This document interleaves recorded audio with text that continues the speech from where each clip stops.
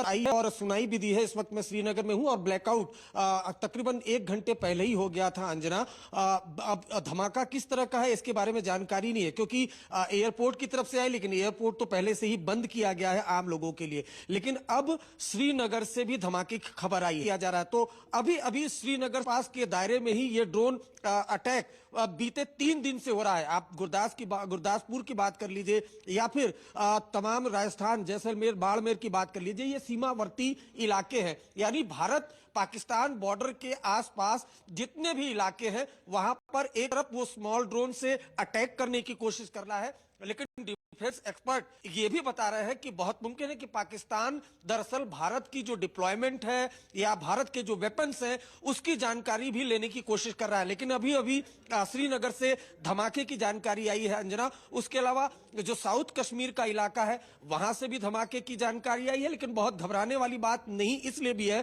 क्योंकि ये देर शाम ही इस बात का इनपुट एजेंसियों को मिल चुका था कि पाकिस्तान फिर से कोई नापाक हरकत करेगा। अच्छा देखिए, एक पैटर्न भी है। आज मैं कुपवाड़ा इलाके में गया था, भारत पाकिस्तान बॉर्डर वहां पर पड़ता है, वहां से भी हैवी शेलिंग की खबरें आई, उरी सेक्टर से भी हैवी शेलिंग की खबरें आई और उसके कुछ देर बाद जो ड्रोन अटैक है वो बड़ी खबर आ रही है। अरविंद, एक सेकंड आपको टोक रही हूँ क्योंकि गुजरात के कच्छ जिले में ब्लैकआउट किया गया है। कच्छ जिले में अंधेरा किया गया है और शरद इसकी वजह भी है। भुज के इलाके और लगातार इन जगहों पर किया जा रहा है, इनको टारगेट किया जा रहा है। शरद,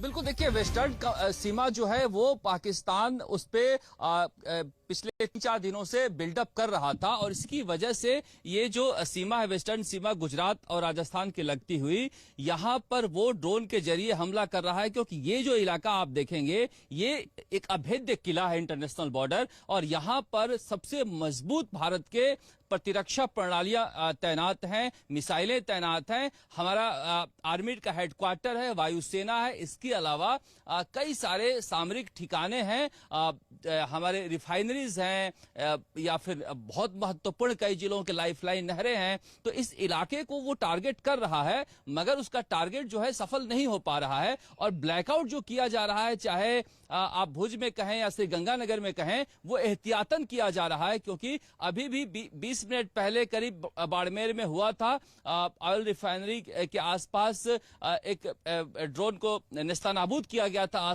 आसमान में ही, उसके बाद से वहां नहीं आया है। जैसलमेर में आधे 1 घंटे के बाद एक बार आसमान में नजर आया था। अभी जब हमसे आपसे बात कर रहे थे तो सामने नजर आया था, लेकिन चूंकि हम इसका लाइव कवरेज नहीं कर सकते हैं तो रह के एक आध आ रहे हैं, लेकिन ये बिल्कुल पटाखे की तरफ फोड़ दिए जा रहे हैं। बड़ी खबर आ रही है। शरद, आपको रोक रही हूँ इस वक्त क्योंकि पाकिस्तान के IMF लोन का भारत ने विरोध किया।